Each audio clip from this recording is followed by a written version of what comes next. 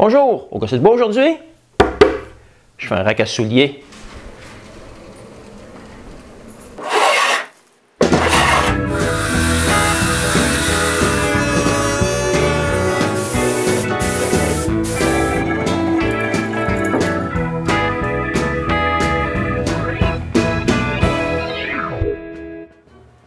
Ma fille a plein de bottes dans un rack à souliers près de la porte d'entrée. Puis elle a aussi plein de souliers dans son garde-robe. J'ai de la misère à comprendre ça. Une personne devrait avoir juste une bonne paire de chaussures pour son atelier. Avec des gouttes de colle, c'est encore mieux. Je décide donc de lui construire un rack pivotant pour sa fête. Je commence le tout avec plusieurs feuilles de plywood. Je travaille pas beaucoup avec du plywood, mais quand j'en achète, je jette toujours la qualité shop. Il y a toujours quelques défauts. C'est ses côtés habituellement. Mais pour le prix, c'est imbattable. Je peux vivre avec ces défauts-là. Par contre, la feuille est trop grosse. Je la coupe donc à 32 pouces et demi dans le sens de la longueur.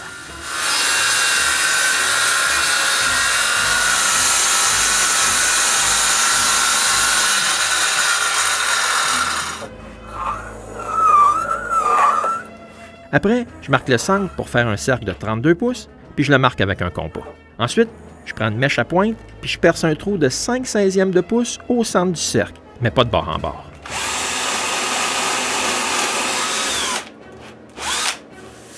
Dans le trou, je mets un petit goujon, puis j'utilise le gabarit que je me suis fait pour couper des cercles. Bon, c'est très simple.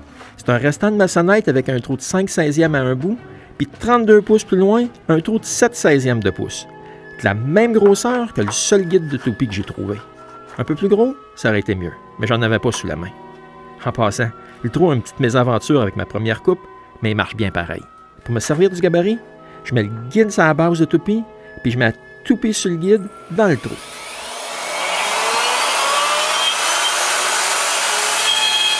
Ensuite, je coupe un cercle avec une mèche d'1/4 de pouce.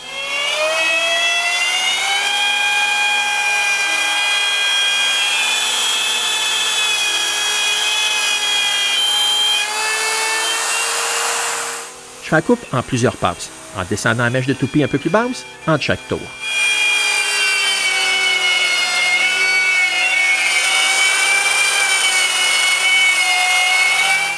Je fais tous les cercles comme ça.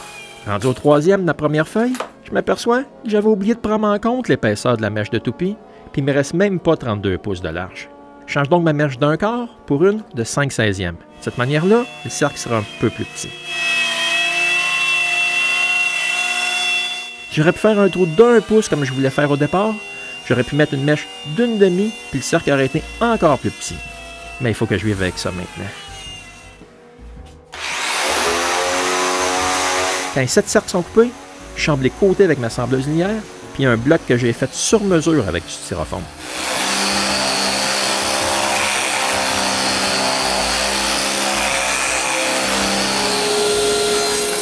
Ensuite, je laisse les cercles de côté. Je coupe des lisières pour me faire le poteau central du rack.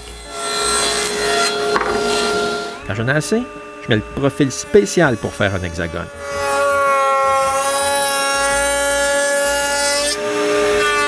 En fait, c'est pas un profil si spécial que ça. J'ai acheté une mèche pour le faire, mais j'aurais bien pu juste pencher la scie de mon banc de scie à 30 degrés. Ajouter un guide sacrifice sur mon guide de coupe, puis avec une lame d'ado, faire la coupe. Après plusieurs fignolages, j'aurais eu l'angle parfait. Mais j'ai préféré acheter une mèche parce que le setup était beaucoup plus vite. Maintenant, je coupe les lisières à leur bonne longueur. La veille, j'avais pris des bouts pas bons, puis j'ai collé un hexagone de test. Je m'en sers pour marquer son intérieur sur une feuille de papier.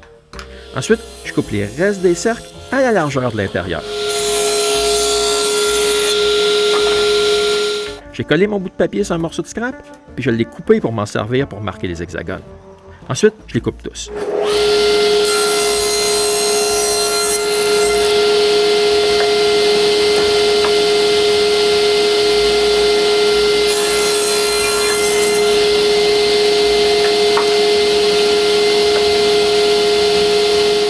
Après avoir trouvé leur centre, je perce un trou de 5/16e au centre pour pouvoir y insérer la tige filetée.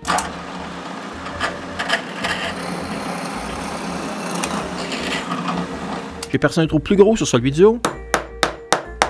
Puis je mets un écrou à griffe de 5/16e. Ensuite, je peux coller les hexagones. Je commence par toutes les coller ensemble avec du tape bleu.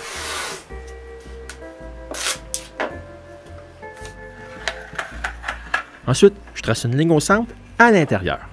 Sans ligne, je cloue des petits clous d'un demi-pouce.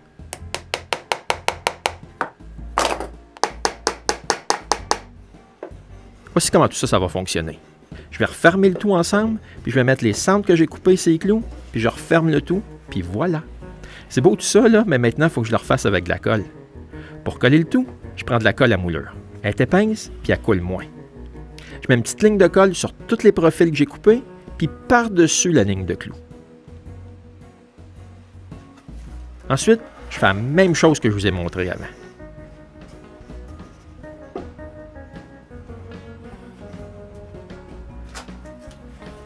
Quand le tout est en place, je mets 2 petits bouts de tape bleue pour retenir tout ça fermé.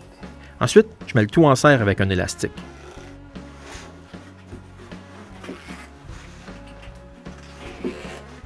Je fais plusieurs tours.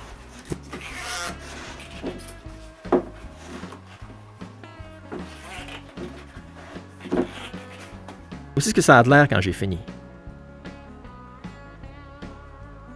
Voyez, la colle coule presque pas à l'intérieur. Maintenant, je refais la même chose pour les 5 tubes, puis je laisse tout ça sécher pour toute la nuit. Le lendemain matin, je les sable tous. Quand j'ai fini, je peux m'attaquer à coller les bandes de champ sur les côtés des cercles.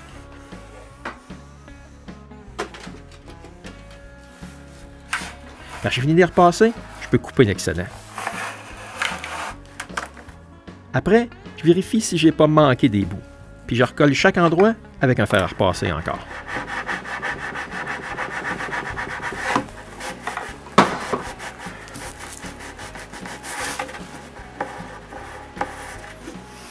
Ensuite, je chambre chaque cercle.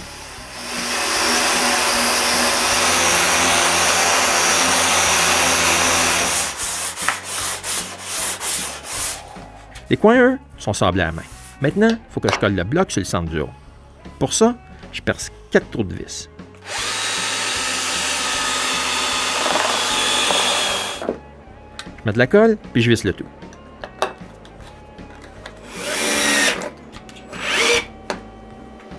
Avant de pouvoir mettre le fini, j'ai une couple de petites affaires à faire. Donc, aspirer la poussière du sablage.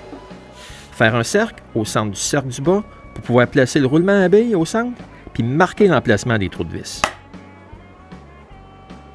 Ensuite, je peux vaporiser le tout. Je commence par les centres.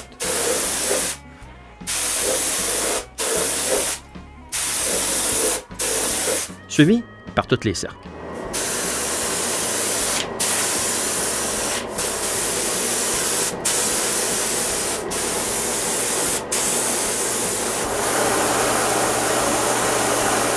Une chose que je peux te dire, c'est qu'il faut beaucoup de place pour laisser tous ces cercles-là sécher. Les poteaux centraux, eux autres, ils ont pris bien moins d'espace. Mais il faut y sabler quand même. Pour ça, j'utilise un pad abrasif.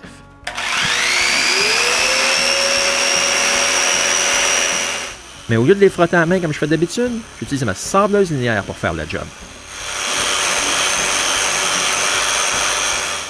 Les cercles reçoivent le même traitement.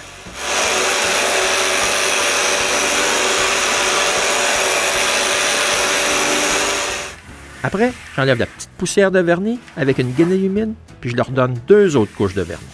Quand la 3e couche est sèche, je perce les trous de vis que j'ai marqués auparavant.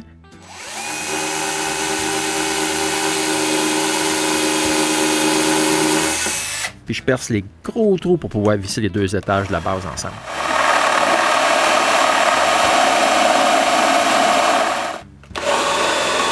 Faut faire attention pour ne pas percer de bord en bord. Le trou doit se finir de l'autre côté. Sinon, il faut leur coller l'éclat du mieux qu'on peut. Une chance que c'est juste arrivé pour le cercle du bas comme ça. Personne ne va pouvoir voir ça.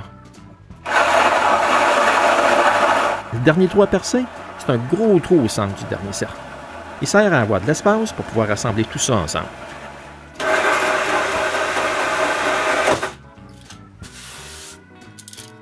Après, je peux enfin assembler le tout.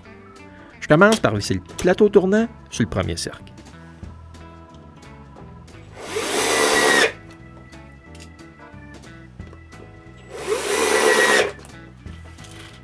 Ensuite, la base du rack.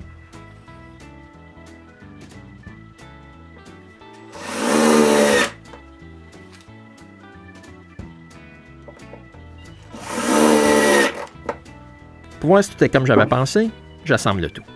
Je commence par le dessus. Ensuite, je visse la tige filetée dans l'écrou du centre. Suivi, tous les étages.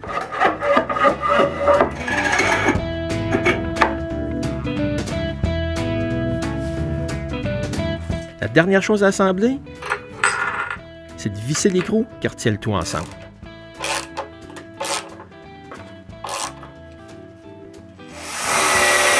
Pendant que c'est à l'envers, j'en profite pour visser les patins antidérapants. Avec l'aide, parce que maintenant c'est pas mal pesant, on retourne le tout sur ses pattes pour voir de quoi ça a de l'air. Ouais, c'est pas si pire que ça. Maintenant, il faut que je le démonte pour le serrer jusqu'à la fête de Chantal. Montre comment on fait ça. Le jour de sa fête, elle assemble tout ça. À un certain point, René vient l'aider.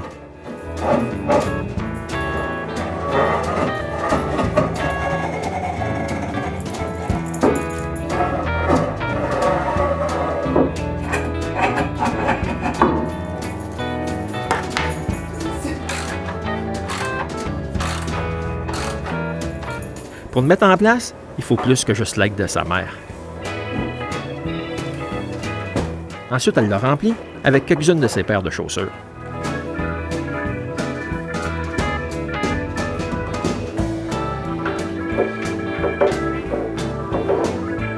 Ouais, quand c'est en place, là, c'est vraiment là que je vois comment c'est immense. Mais c'est pas grave, Chantal déménage dans quelques semaines. Merci, puis on se revoit au prochain épisode du Gosse de bois.